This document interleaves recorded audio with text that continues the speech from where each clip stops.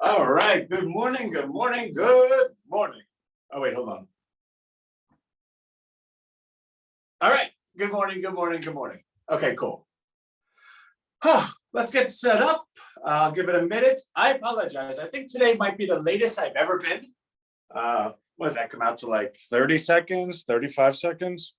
Which sounds trivial, right? But I actually pay attention to this. I don't like being late at all. So you can have a certain sense of what my mornings look like so far, and that's okay. So let's let everyone get in here, and then we'll get started. We got a nice showing so far this morning. Very cool.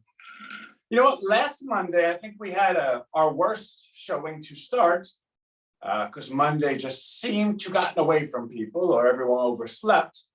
But the opposite, the antithesis of our participation level last Monday is this Monday. Hey, Mike is waving his hand. Love Mike. All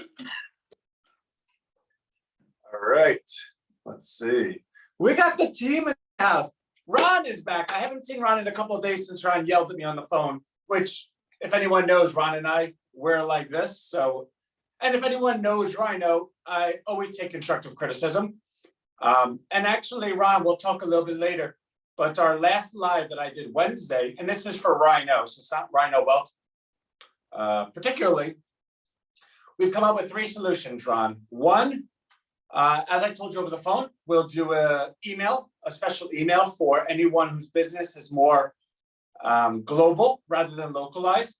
2, we'll have a search result of the day where we will make the #1 search result in our discretion. So that's how we're going to participate in charity. That's how we're going to participate with rhinos who want to go over and above. That's how we're going to participate with whatever reason we have for showing some special attention to an individual. And thirdly, what was third? It was the email. It was the #1 result. I forgot what the third was, but there was a third. I think it was simply just highlighting maybe. I don't know. We'll get to it, but I did have 3 solutions for you. And when it comes to my head, I'll shout it out. Hey, Frida's in the house. Frida, I hope everything's been reconciled. I know that you had a couple of emails coming in that did not get responded to as quickly. And I responded back, and I believe Abigail did too. So hopefully. All right. So let's kind of get into it, right? Well, actually, let me take one more sip of water because I imagine I'm not going to shut up for a while.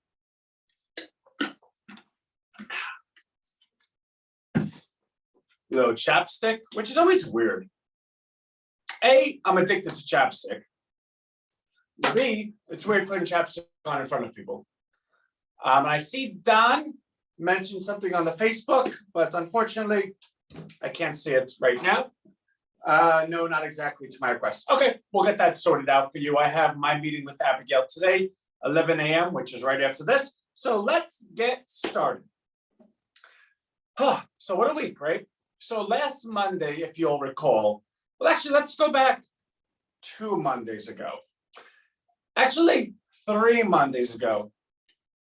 Actually, 4 Mondays ago. And I'm not going to keep playing that game. Like, let's just say 4 Mondays ago. We went ahead and identified March 14th, Monday, March 14th, to be the bottom of the market. Now, a certain percentage of that is fun, right? If we get it correct, everyone remembers. If we get it incorrect, no one remembers. So it's kind of like a, what's the phrase? It's not all or nothing, but it's an asymmetric proclamation, right? It only works one way, which is the good way, which is the way we want it to work, right? But that's not the entire reason we said that. There was plenty of reasons, including what we saw in the margin leverage of the banks, that we knew that they were going to put out their direction to go ahead and raise the leverage, not raise the leverage, raise the margin requirements. And in doing so, it was going to cause a lot of banks, a lot of funds to have to sell off their positions because they had to raise the leverage, right? Or raise the margin. So what does that mean in English, right? So if I go ahead and buy a stock, I buy a $100 stock, my account's worth $100, right? 1 share. Now I want to go ahead and use margin to buy an additional share. As a retail investor, my margin requirements are 50%, which means I can go ahead and borrow 100% of what I have to give me 100% of it on margin. So my $100 stock that I own one of is now two $100 stocks that I own one of, but I have the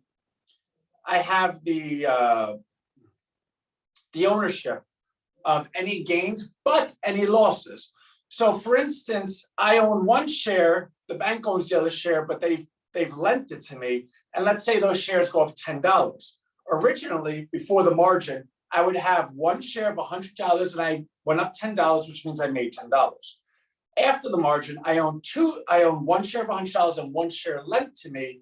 They both went up $10. So I'm invested $100, but I made $20, right? 10 times 2, because I get to keep the profit while owning one. I then give the bank back their share and I simply took the profit off it, right? Sounds good, great.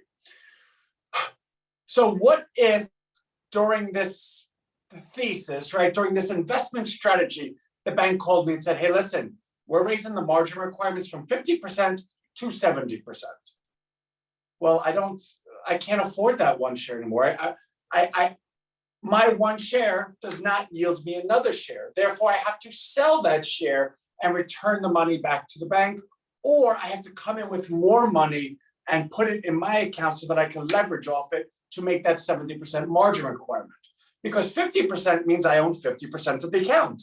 70% means I have to own 70% of the account. I can only borrow 30%. So while the market's going higher and banks start instituting little margin requirements because they want to go ahead and cap their risk, and it's just risk management, right? Like all banks should be doing this, and all banks do this. Investors come in and say, wow, things are so great. I'm going to go ahead and send in more money because I do want to own that stock. I do want to have ownership to that borrowed stock. So they put more and more and more because when things are good, they stay good, right? Well, then stocks start coming down. Well, now your ownership of the account is disintegrating times 2, because when your stock goes down 10%, you have ownership in terms of profit and loss of both stocks, which means, yeah, your stock's down 10%, but that stock's down 10%, which means your equity, what you actually own, is down 20%. Well, that's pretty bad. Now, when your equity's down 20%, how much of the account do you own? Your margin, your ownership of the account goes down exponentially, which means the bank then calls you and says, hey, buddy, remember that's lent to you. You have to have 70% margin in this account. You don't anymore. So either you send in more money or we're going to sell that for you. Wait, it has earnings. I'll sell it now. No, you do not get to, you have till 2 p.m. buy. So now the investor has to decide whether he's going to send in more money after he just sent in money and watched it blow up. Does he send in more money? Now Russia, Ukraine, oil, inflation, Biden is eating pudding. All this stuff is happening. And then it's, you know what, no, you could sell it. Well, then when the selling begins, where does it end, right? It just keeps snowballing, because once the selling begins, then the next person says, oh, all right, people are selling. And now let me take a pause, right? So people watching this, especially mom and pops from home, would have a very, very good question here. And if you don't have it, I'm going to share what it should be. Anthony, how does anyone know the next person's selling? They're all strangers to each other, right? Like, how can my selling go ahead and tell someone in Taiwan that I'm selling and tell someone in Spain that I'm selling, right? Because you're saying once selling begins, everyone starts selling, right? Like yelling fire in a movie theater. Once one person leaves, they all rush out. Well, that's a good question. The answer is in volume, right? So we can see the volume of transactions in a stock. If the volume is moving up while the stock's moving lower, you can only have so many reasons for that, with the one most notable being people are selling the stock, right? So that's the most notable reason. Other reasons could be the insiders are taking their options are expiring and they're taking this, they're selling the stock, or Yeah, actually, there's no other reasons, right? So once the volume starts moving up on the price moving lower, it's a signal to everyone else, hey, time to get out of this.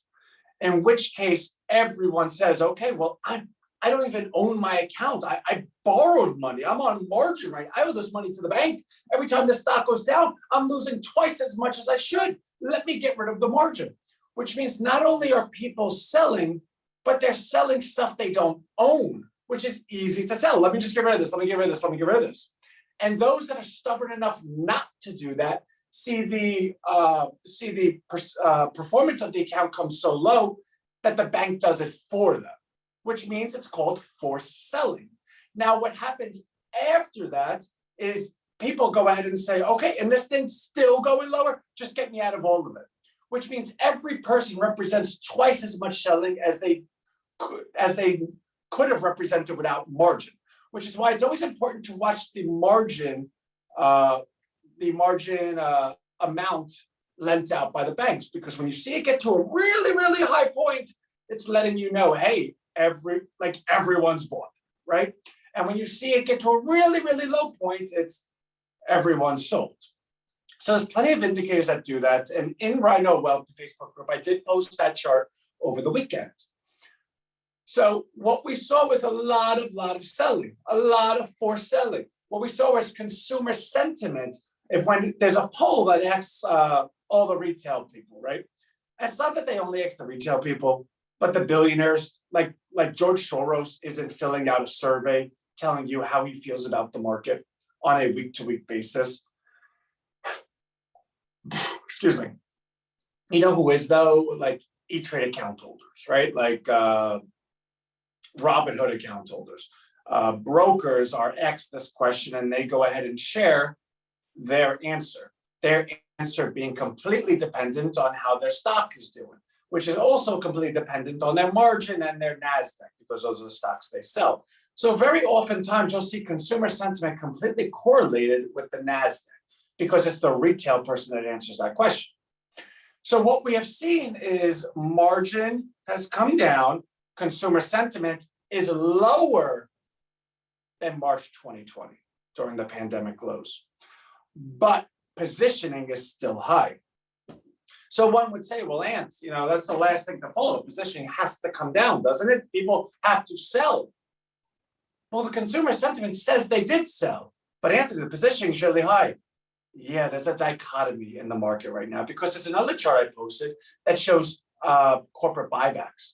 Corporate buybacks are moving higher and higher and higher every single week. And for those that have been part of RHINO Wealth for quite some time, we've been talking about this. And now it's just being proven, right? It's not like we're Nostradamus, but we own a company. We know how CEOs think. When you see your stock coming down for what you can identify as a mechanical reason, then you go ahead and buy your stock, especially when the alternative is, do I want to put it into government bonds, which we all know, and we're not going to go through it again, but on a macro level, the circus is in town on stocks, not with bonds. They're like the worst place you could ever be with your money. So it's all coming to fruition. So how are the big funds sitting? Well, they're really, really high in cash, because the funds are the masters of margin, right? Like hedge funds can leverage 100 to 1. Not that they do. They probably leverage around 20 or 30 to 1. So if you're leveraged 20 to 1, that means you only own 5% of your account, which means if the stock goes down 5%, your account gets wiped out to zero. So when stocks go down 0.5% and 1%, that's a really, really big number for hedge funds, and they just start selling, which means conceivably, hedge funds are in a lot of cash right now. They can't avoid this type of volatility. No, they can't afford, right? They can't afford this type of volatility unless they're really good. There are those hedge funds that live on volatility, right? Like they have the bots that do 1 million trades every second and they clip 1 cent here and there. Those funds, I'm sure, are doing fine. But the funds that are story-wise, like, oh, I'm buying AMC because they're going to buy a gold mine, and over the next year, people are really going to love them. Those guys are getting blown up because the volatility in the market is not allowing for that story to even come close to playing out. Because, yeah, if a story takes 3-4 months to play out, they're annihilating them in 1 week. Therefore, they're just selling all the good, all the bad, they're just selling. So what does that mean? So if you have corporate buybacks at not an all-time high, but they're really up, and they've been going up every single week, and you would have seen the chart in our Facebook group, right? Like we shared that with everyone. And we have consumer sentiment lower than the pandemic, so people are more nervous and more pessimistic about the market than since 2008, right? Since the financial crisis. So if you have corporations buying back their stock, hand over fist, like they're in the market, they're buying, they love everything about the stock. Okay, that's just Abigail messaging me. But you have the retail, the mom and pop, scared out their mind. They sold everything and they don't want anything to do with the market. Okay. And you have funds that need to be in the market sitting in all cash. Okay. And then you have an entire globe who's like fighting wars left and right, and they need to send their money somewhere safe. So the flows go into the reserve currency of the world. I'm not saying America's the best because I'm American. We are the currency reserve of the globe. Our currency is the strongest currency in the, well, strongest is relative, right? Ours is the most necessary currency. Everything in the globe transacting closes in dollars. Okay. And we have rates going up because we're fighting inflation, which means we're going to have a stronger dollar. So you're telling me all the mom and pops and hedge funds sold all their stuff, but the corporations who know everything about the business cycle are buying their stock. And our currency in China and Russia and euros getting annihilated. The US dollar is only going to get stronger. So I could buy that market at this level in a currency that's going to appreciate as my stocks appreciate. In the strongest country in the entire world, the biggest military. Right during election season, where anything that we didn't like about the current political environment conceivably will be voted out and the new will be voted in. Sounds like a good idea. I want to buy that place. You know what? I call my broker from Deutsche Bank. I call my broker from like Moscow Bank, whatever their banks are called. I call my broker in Xishang, whatever bank is in China, and say, hey, listen, I'm wiring my money to America. Send it to Merrill Lynch account 444234, and I'll deal with my broker there. Cool, done. So when you take a look at the world on a macro level, that's what the macro people do. And what I mean by macro people, the people that invest billions and trillions. Now, when you get down to the micro level and you get down to the individual investor, the mom and pop, what do their lives look like? Well, they go to the grocery store. They see eggs are double the price. They see their flank steak is double the price. I went to the grocery store, bought a whole bunch of healthy stuff for this week for my wife and myself, and it was like $250. Now, granted, it was a week's worth of food, but I'm pretty certain by Thursday we're going to be out of food, right? A year ago, that would have been about $150, right? So the little guy on the retail has to go ahead and Uber places because used car prices are 50% year over year. When they get in that Uber that used to be $7.13, it's now $13.50. They're like, why is it so expensive? Oh, gas prices are $4.10, $4.20, $4.30. All right. What if you're in California where gas prices are $6? Okay. Man, this economy's bad. I don't even make enough on my paycheck to go ahead and afford groceries and gas. Well, I do, but I can't save. And my stock account, which I thought I was a genius for buying AMC and GameStop, is crushed.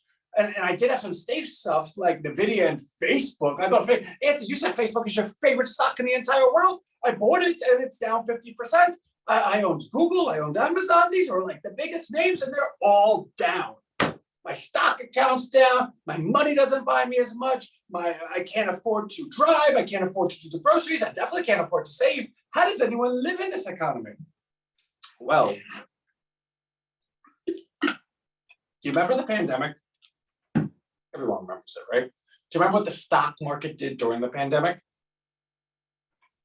Now, there was a couple of reasons, right? They were printing money. They were backstopping the system, blah, blah, blah. But our unemployment rate got to like 10%. We were paying people to stay home. And the thing that I said, which is not exactly a nice sentence, but it's a true sentence, that about 90% of the people in this nation do not make an economic difference if they're alive or dead. They just don't. Because your tax revenues don't make a difference. In fact, you could argue that the bottom 99% are all tax felons.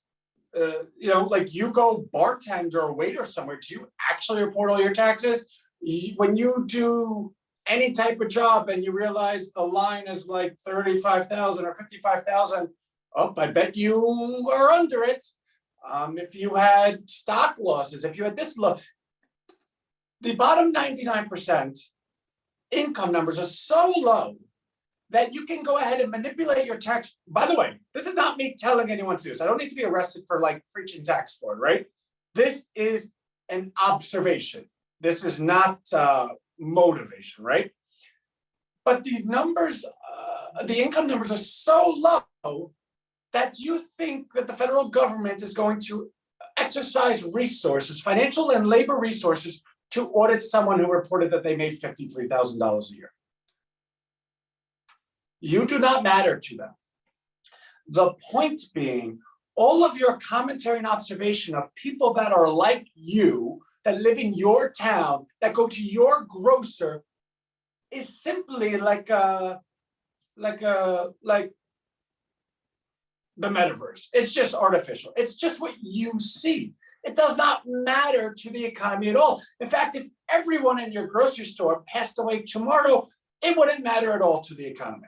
In fact, there'd be more land, more homes that would be able to allow the landlords to go ahead and raise the prices of that rent because your landlords actually want to kick you out. In fact, my wife and I rent, and my wife is smart enough to go ahead and say, Aunt, I think we should do a 2-year lease. And at that point, our lease was like $2,100, right? And we have a 2-bedroom, we have a baby, right? So like, we didn't get 2 bedrooms because we sleep in different rooms, right? The point being, we're not excessive. We needed the 2 bedrooms. We were pregnant at the time. Well, a year later, that same apartment is $2,800 for everyone new coming in. In fact, we were building 3. There's now 7, 8 buildings. In fact, the storefronts around our buildings never existed. Now they're bringing in businesses. Our rent should be $2,800.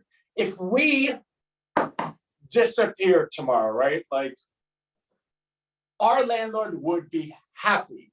The investors would be happy.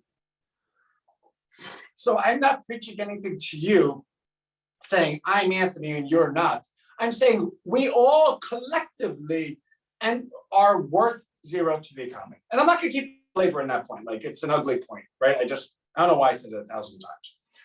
The point being, the things that you see in the economy when you make your stock market thesis is very different than the people with the money when they make their stock market thesis. In fact, if you rewind this for only 10 minutes, you would have heard one thesis that was like, oh my God, buy America. Like, are you kidding me? This is the time. And another one that's like, that economy is terrible. I don't want anything to do with it, but it's still going to go lower.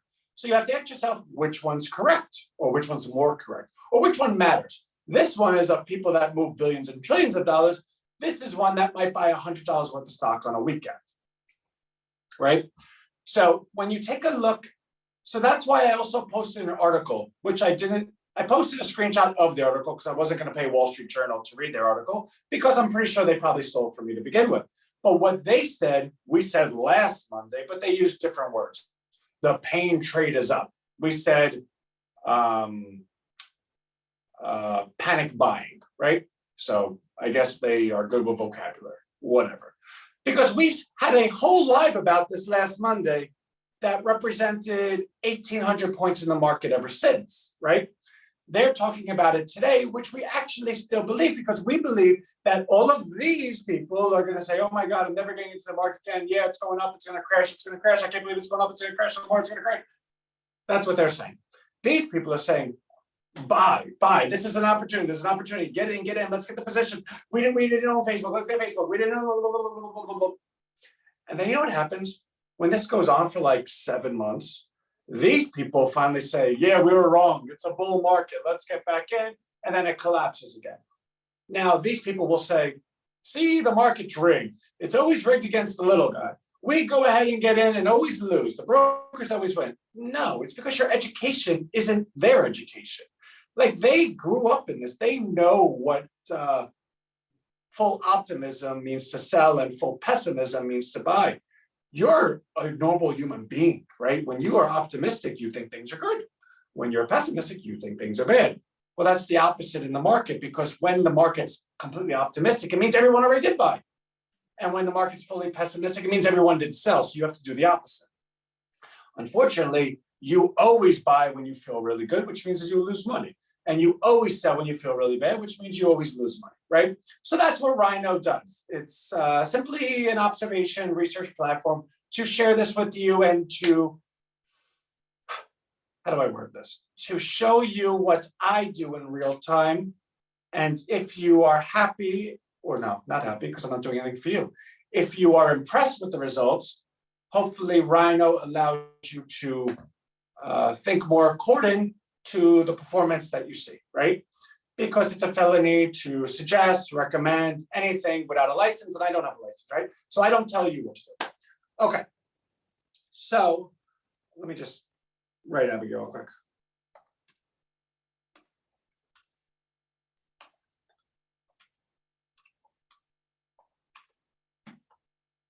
Okay, so where are we going with this? All right, so I don't really know where the market is today, but I said that I was going to bring my account down to 20. I think I'm going to bring it down to 40. So I'll send the rest of the profit home.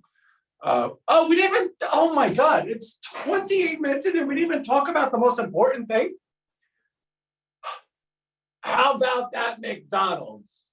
I'm not going to gloat about it because I know everyone didn't do as well as I did because it was very painful. But we do have one person in our group that actually texts me and they go, Ant, I'm not asking you to tell me what to do, but what are you doing right now? Because I'm down 55%. I go, I'm down 65% and I'm buying more right now. He goes, yeah, but you know, the restaurants, they got kicked out of Russia. I go, yeah, but that happened last week. Well, and I go, listen, you can do whatever you want, but I've seen this before. The bad news is all priced in. What people don't understand about McDonald's is they own all their own real estate too. So the business could go belly up. Like you could never buy a McDonald's burger again, and their real estate's worth as much, well, probably 3/4 of what the company's worth. And I never said that because I only knew that after I did the research, right? So I was very comfortable with the, well, comfortable is a very relative word. I was not comfortable. I wanted to throw my computer out a window. But our algorithm that we created is battle tested. Nothing's 100%. But in terms of 22 red and green, and I said this in the emails, I've never, ever lost money on a 20 red and green, ever.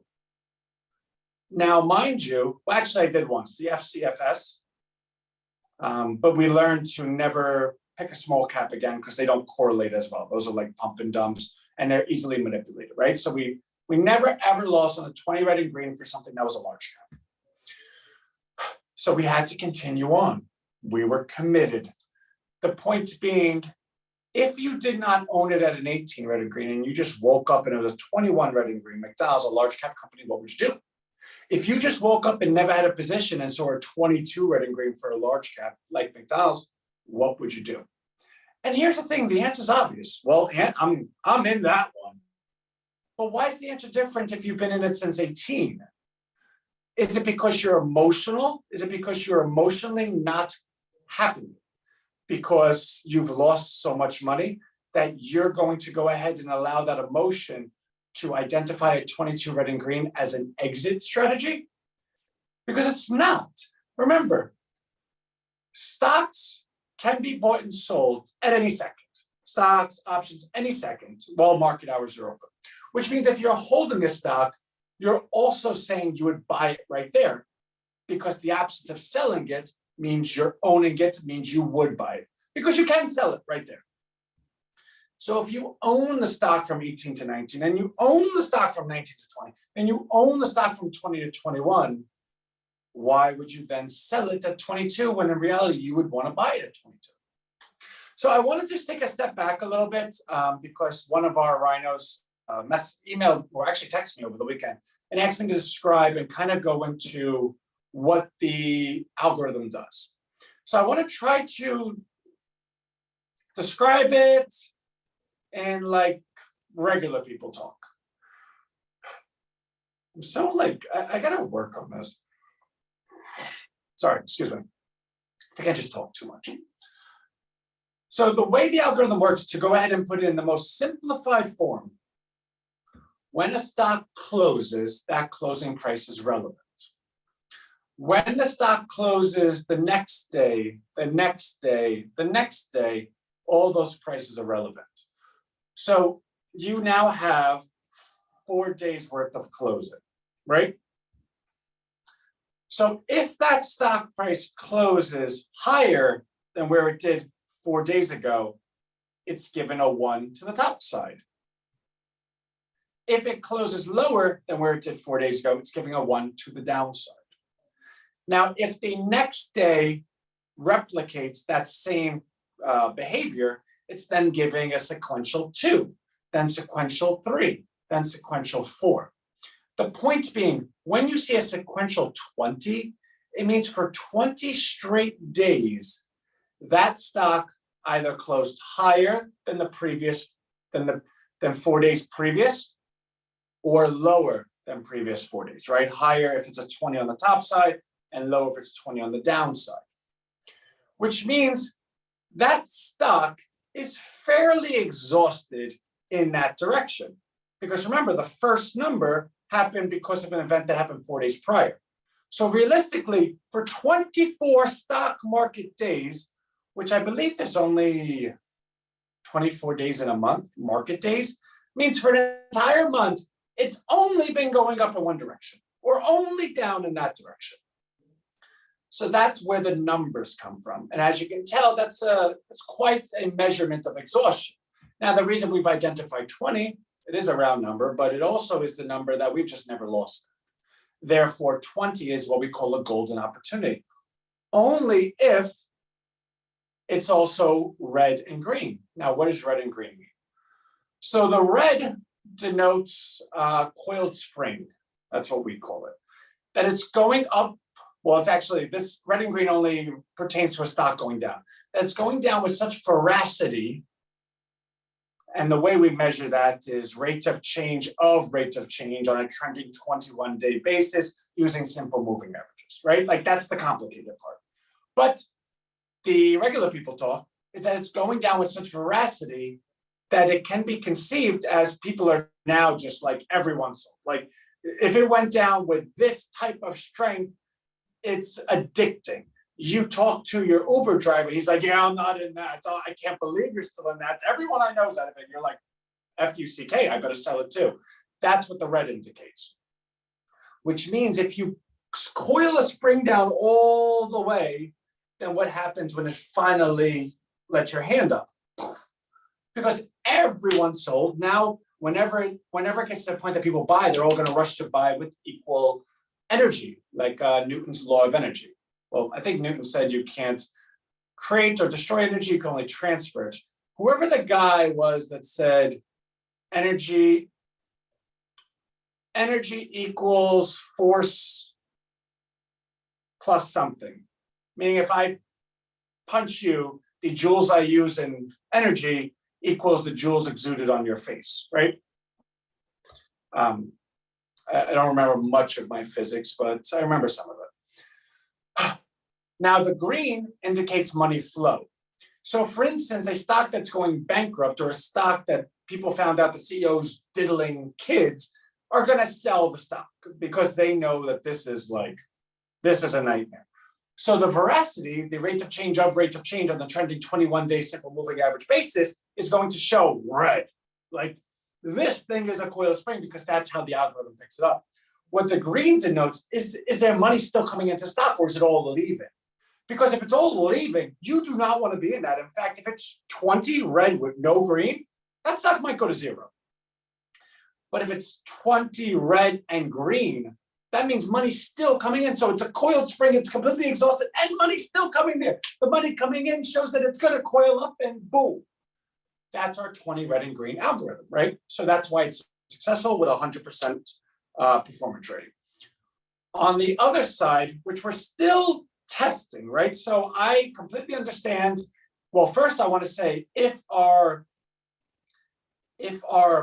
downside performance is not equal to our upside performance, like for instance, if our success buying puts is not the same success as us buying calls, it's because this algorithm we just created 2 weeks ago. Well, we've been in creating it, but we just released it, which is why I'm going to show it to you. And what that algorithm says here, we sold the exhaustion indicator. So instead of 20 on the downside, it's 20 on the upside. So this stock has been going up 20 days in a row, higher than where it was 4 days ago. For 24 market days, it's only been going up in one direction. Okay. Green and red don't matter anymore. In fact, we'd like to see no green, but that's, so actually the opposite would be a good indicator, but it's not. Stocks that exhibit up and down have different behavior characteristics, so they would not be confirming indicators, they would be coincidental indicators, right? Okay. The indicator that is confirming is we have a statistical graph. And that statistical graph, again, measures the rate of change of a 21-day trending simple moving average of stochastics. Now, stochastics is a very, very, very, very, very, very, very intricate mathematical system that James Simon uses over at Renaissance Capital, the #1 performing hedge fund in the entire history of the world. And that's not an exaggeration. Look it up. So a lot of what he does over there, we're smart, right? So we were able to find out, and try to recreate some stuff. And one of our rhinos said, "Ant, you don't need to always say you're smart." And I agree with that. But there are certain things where it's like, I can't actually go into all the calculations. And I think it's just involuntary that I say that, so I have to stop. But I believe it gets the point across. Like, we know what we're doing, right? So it's involuntary, so it's genuine, but I am working on not saying that. Anyway, so in this graph, you have a top side and a downside. Those are 2 extreme points.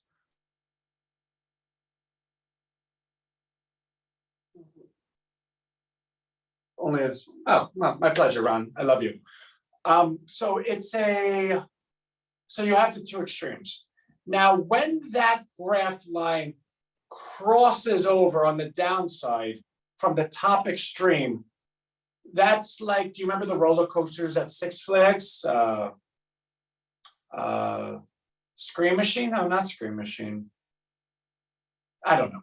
But one of the ones that go like this. Oh, King to Cop, right? You go up, and the stock should really, really take a hit. Now, as of today, we have an 18 on the top side. And we promised ourselves we wouldn't touch it till 20. And then I negotiated my wife. I'm like, can I please, what about 19? Because again, everyone can negotiate with their self. That's actually easy. But it's when you say something out loud, you're now accountable to it. So I have to see if my negotiation is sound by talking to a different person about it, right? So I think I'm going to just not touch it till tomorrow. But if Eli Lilly is up again tomorrow, we're going to start taking a short position on the stock. Okay, so that's our commentary about where the market is, where we believe it's going to go. That's our commentary on describing the algorithm and how it works. We have 20 minutes left. Conceivably, I'd like to be done in 10 because I do need to prepare for my 11, but I will not cut this short artificially. So let's go to the screen share and see some charts and see where we're at today, right? So before I do that, let me make sure I'm able to pull up the stock chart so that I'm not showing anything that I don't want to show. All right. Okay. All right, so let's do a screen share. Hey, lady. There it is. Okay. All right. so let's do this. Okay, I think everyone could see my screen. Nice, I could see it, cool. So this is our super duper duper list, right? Eli Lilly was up to 295 today, it's now 290. Okay, so do you see over here with Eli Lilly, you see 18, 19, 20, 21, 22, 23. Now, the reason I stopped at 23, now mind you, I'm not looking at this chart. I'm looking down here where it crosses over the line. So right here, you see it go through the line. And at that point, you can conceivably say the next one's going to cross. And it does. And then see it tumbles down, right? So it crosses over here and actually went up a day. Oh my God, that's so silly. I can't believe it. This algorithm is terrible. And then boom, boom, boom. And now take a look at it over here. It crosses back up, right? So over here, might we have gotten out? Oh my God, we're out, right? And maybe that would have been, we probably would have got out here because we do a 40% max, a 40% sell stop on performance. So all of that, we definitely would have got out. But okay, so say you got out here. Now take a look. Crossed over again. Bump, bump, bump. Now, we probably wouldn't have got in here because we wouldn't have had the extreme indicators. So all in all, this would have netted us 40%. Cool. Now, what do we have over here? 18. Now, as you can see, the last number, because it correlates to the fourth number previous, you could kind of predict, right? So when you take a look at 1, 2, 3, 4, you could kind of say with certainty this is going to get to a 19, 20, 21, 22, even if it's going down. But that's guessing. Now it's a good guess. I think that's true. But it's also equally true that this could just keep going up because until we see this cross under, we're not touching it. So if it crosses over at 19, we'll jump on it because we can know 19 will likely turn into a 20, 21, 22 because it's higher than that of the 16, right? That's the way it works. And I know how it works because I created it, right? But that's just to give you a certain inside look at how to use the tool. So Eli Lilly is really on our list. And granted, we wish we would have bought it at 295 and sold it there, like bought a put, which means you're betting on it going down. Sure. But that's just gambling because until this crosses over, this can keep going higher and we don't know where it stops. So now Verizon we have as the closest thing to a buy. Now what's cool is, see this green bar? That's called a trend change bar. That means the volume is 2.7 times higher than a trending moving average of the volume of the last 21 days. That's what we have found is the secret, right? The secret sauce to a stock being completely sold or bought. Because look at the volume here, then this happened. So a lot of new people jumped in. And now it's a 10 red and green after a trend change bar. So do we believe, well, what's the dividend? 4.5%, it's a great dividend.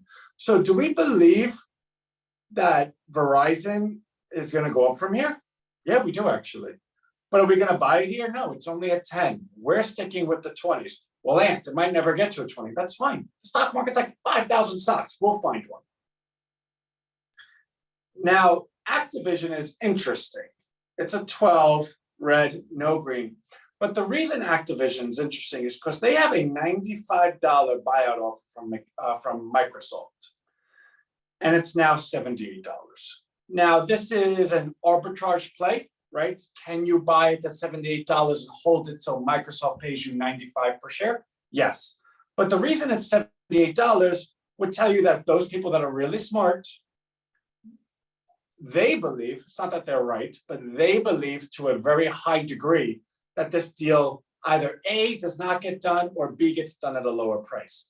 But as of right now, this deal is accepted from Microsoft at $95 a share.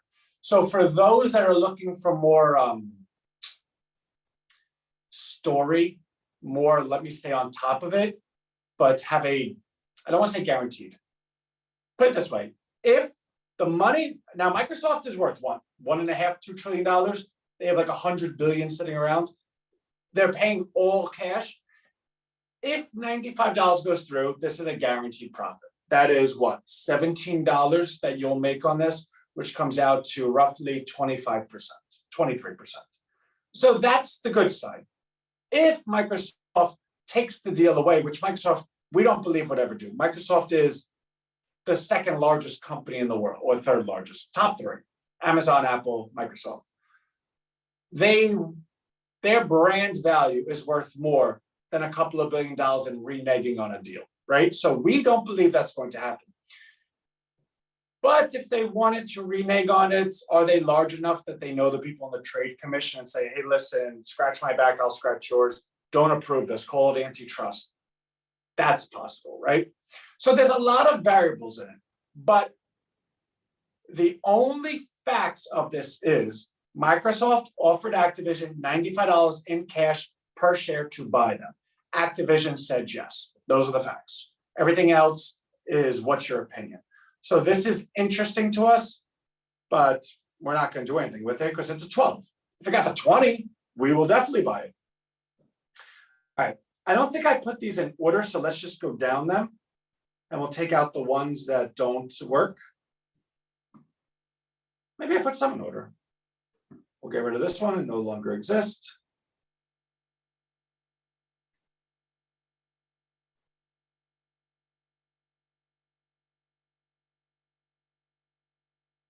Yeah, sometimes I impress myself. I really did put them in order. Get rid of that one. Oh, well.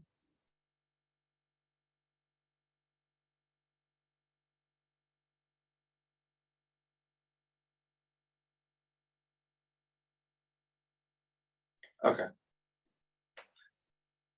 So in terms of buys, Verizon and Activision are the only red and greens. In terms of sells, we're starting to get a nice list. Headlines by Eli Lilly, which is an 18 today. So we'll see, right? Hopefully this week we will take a position on Eli Lilly where we will go ahead and buy puts on it. And let's just take a look at some stuff, right? So let's see, let's kind of play a little bit and see the back testing of this. Oh, you stupid stock. All right. So let's go to the S&P 500, because that's always an honest, like I didn't create the S&P 500, they created themselves. So, all right. So what you can see here is this is a 19, crossed over, boom, right? What you can see with Apple, 19, crossed over, boom, right? Amazon. Oh, by the way, Amazon and Google, they both announced stock splits. Google's stock split is in July. Amazon's is I don't know when. I'm going to write them down and I will share them in tomorrow's email because I don't have them right now. I think July 16th is Google. We're going to want to get into those a month in advance. You know how what we do with earnings, we sell it to the suckers, and that's a strategy we have. So those that don't know it, let me describe it to you. Where we know there's an event coming, and we usually do this with earnings. So say a really, really popular company is reporting earnings, people then pile into it last minute because they say, oh my God, these earnings are going to be great. And that's where fast, hot money comes in, and we sell it to those people because we don't like taking that risk, but we know there's going to be buyers, so we just sell it to the suckers.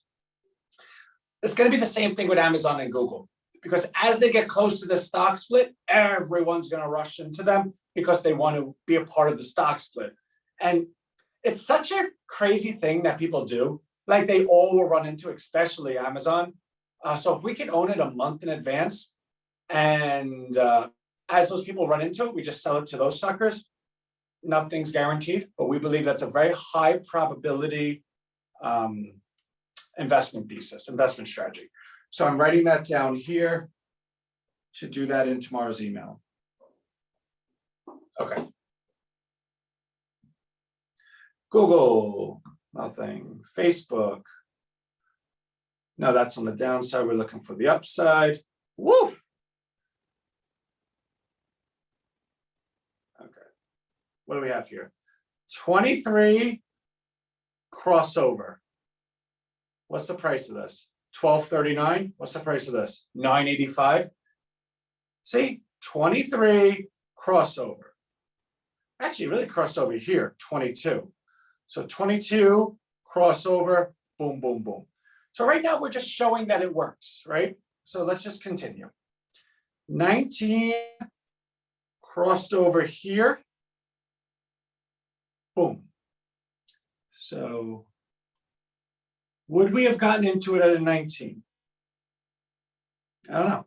I say we're waiting for 20s, but we could be convinced into 19. And if you are one that says, yeah, I get that you do a 20, but I'm doing a 19, you would have made 100% overnight, right? Berkshire, Warren Buffett's company, 17, crossover, boom, boom, boom. JP Morgan, nothing we would have done.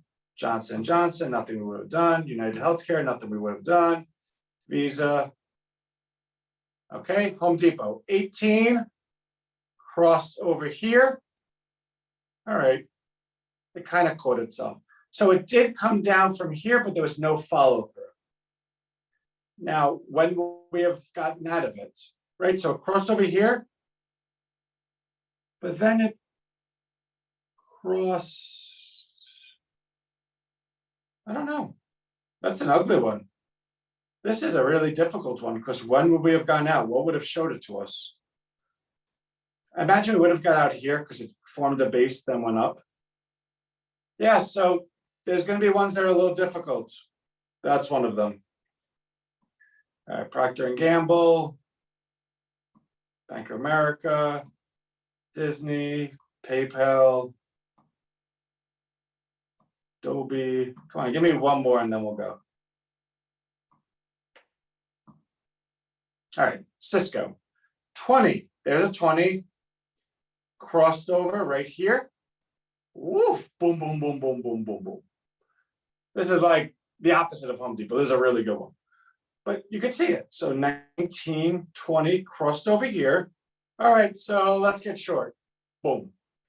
Let's do one more because that was too good. Okay, 23 crossed over here, but then it crossed back up. So we would have got in here and got out there. Pepsi, 16, we would have never touched. So let's just keep it moving. 19, never crossed over.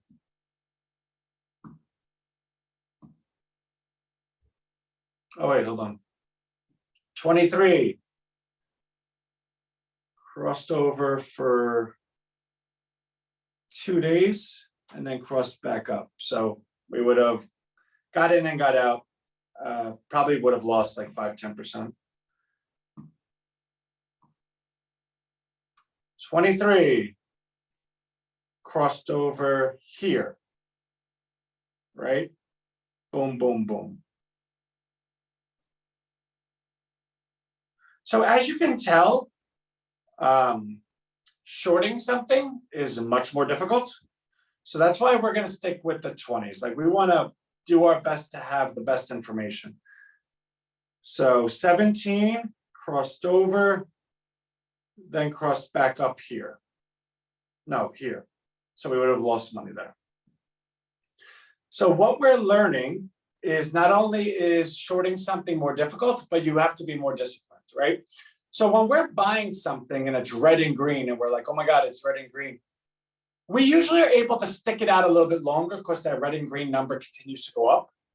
With shorting, you don't have that opportunity. So you must ask yourself, and we're learning this right now, if when you were buying something, you had a difficult time taking your loss, right? Like, oh, I'm down, let me just get out, then this is probably not for you. Now, that doesn't mean you can't learn it, right? Like the market's learnable. This is objectionable data. And you're going to see me doing it. And if you trust my behavior more than yours, and you want to, on your own free volition, own free will, want to copy me and I don't know it because I can't do anything about it, I don't read your mind, I don't see your stock charts or reports or ledgers, then what can I do, right? You're just copying me and I don't know what to do. If that's the case, then maybe dip your toe a little bit in it. But what you'll very clearly see is that there will be times that I lose money as well. So all of that being said, we're going to stick to our 20s. Now, two things I want to do. I want to do crypto because I know a lot of people have an interest in that. So let's just run through the charts. And I have a list for our friend Don that I promised I would go through every Monday. So I want to do that as well.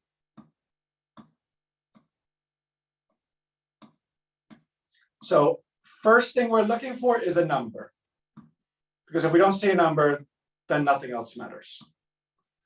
Because the most important thing is, because we're measuring exhaustion, there has to be exhaustion.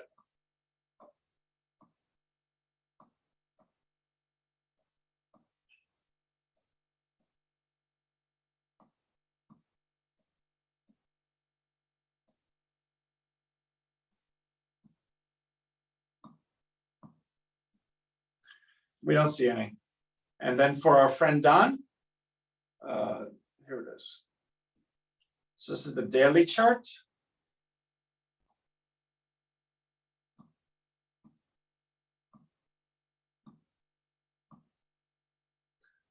So Japanese yen is 11, red and green.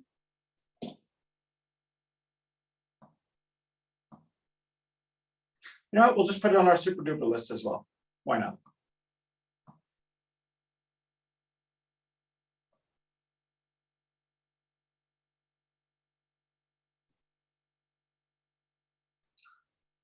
The 2-year bond is a 12, red and green.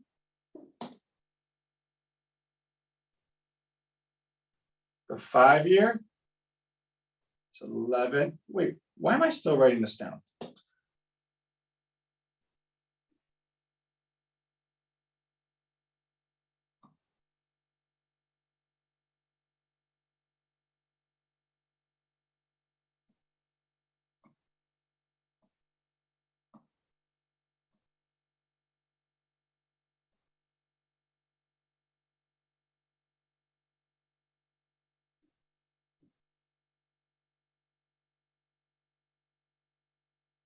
And lastly, we want to take a look at those on a weekly level, because Don does do some more longer term stuff as well. So these are all weekly charts.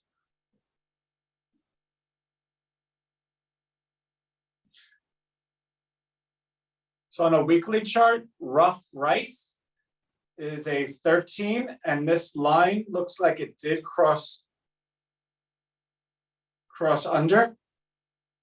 So going forward, it might be wise to stay out of rice or take a short position, but it's only a 13, so I wouldn't recommend short, but I would say stay out of it.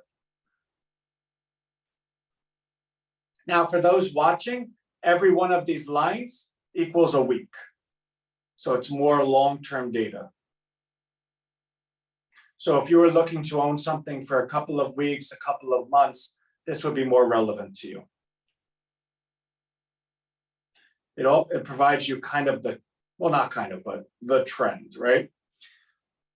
So corn is a 10, and it looks like this is going to cross over. Again, a 10 does not excite us to take a short position, but it does tell us we'd want to stay out of this. See, 10, boom. 10, stayed flat, went down, right? So we'd want to stay out of that. Ooh. All right, so one you might want to take action on, soybeans cash is a 20, and this actually looks like it just crossed over. In fact, that's something that we're going to take an interest in. We'll put that in the charts. We're going to find a product that trades soybeans like Wisdom Tree or something, and we might take a short position over a couple of months. All right, so soybeans, bing, bing, bing, bing, bing, bing, bing. Okay, that was oddly a good sound. Oh wow, there's a Wisdom Tree soybeans, but what's the ticker? OD. That's not a real ticker. Well, not a real ticker, but it's like a fun ticker. That's 14. So this is the stock. This is the cash contract. They're different. People that trade futures understand that. Soybeans, like down. Soybean oil is exhibiting that as well with a 12. Crude is at a 14. Where it stops, nobody knows. There's a lot of talk that crude's just going to continue going up. We don't think anything continues going up forever. And when everyone thinks that's going to continue going up, we tend to be like, that's not going to happen. But it did not cross over. So we're not touching it yet, but crude, you might want to keep an eye on.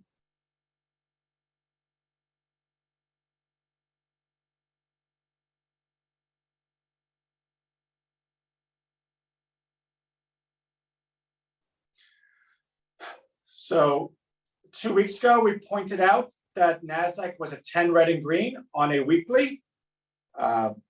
We shared our opinion that that would be something to look at. 13,000 to almost 14,500. That's a good 1 week return. We would do nothing with it anymore, but that opportunity was there.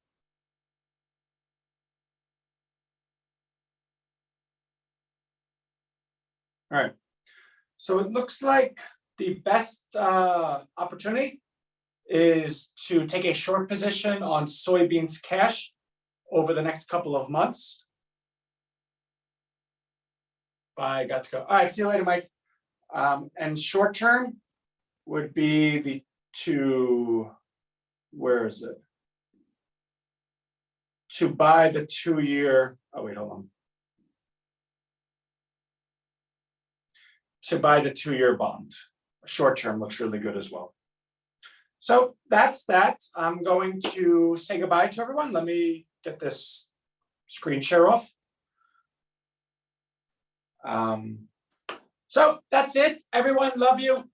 Please join our 2 o'clock. V will be hosting RHINO meeting, as she always does, and so masterfully so. No, please, my pleasure, Don. You're amazing. And today she requested this week to rotate the scheduling. Now, 2 things. One, she is purposely going over the same exact curriculum every single week of this month for 2 reasons. One, that she becomes an SBA expert, in which case she's practically already there. I've talked to her over the weekend. She knows the SBA. And if you know the Small Business Administration rules and regulations and advice, you're probably really important. And she's not probably, she's very important to us. But she should be considered quite important to everyone looking to start a business or manage their business. That being said, all of her curriculum, we're going to create a RHINO module set, a RHINO SBA performance presentation set, where we're going to make it nice, organized, beautiful, edited, and send it out to anyone that requests it, because it'll be our unique content. For those, the reason why it's rotating is sometimes people can only get to the Monday, Tuesday, Wednesday, not the Thursday and Friday, vice versa, and any type of combination. So it was her suggestion, which we think is a great idea, to rotate it so that anyone that has been participating on Monday that has not been able to participate, say, on a Saturday, is now going to get Saturdays or get Tuesdays. I don't know. Read the email and find out. Absolutely love you all. I pushed my Abigail with a little bit to 15 minutes because I'm going to get up, sort my computers, get prepared. But have a great day. You'll receive all of our RHINO emails with the levels tomorrow. And we are very, very excited to take a short position on Eli Lilly. So the second it gives us the opportunity, we will. Also with soybean cash, we're going to take a look at that as well. If we could take a short position and maybe just put it out a couple of months, we'll do that as well. Frida, my pleasure. And Frida, I will, actually, Frida, if you could do me a favor, if you could email me where we could be extra RHINO for you, because I know you said you weren't exactly pleased with your correspondence with Abigail. Just email me. I'll be on a meeting with her in 10 minutes. So anything that you write to me, I will personally take care of for you. All right. Love everyone. Bye-bye.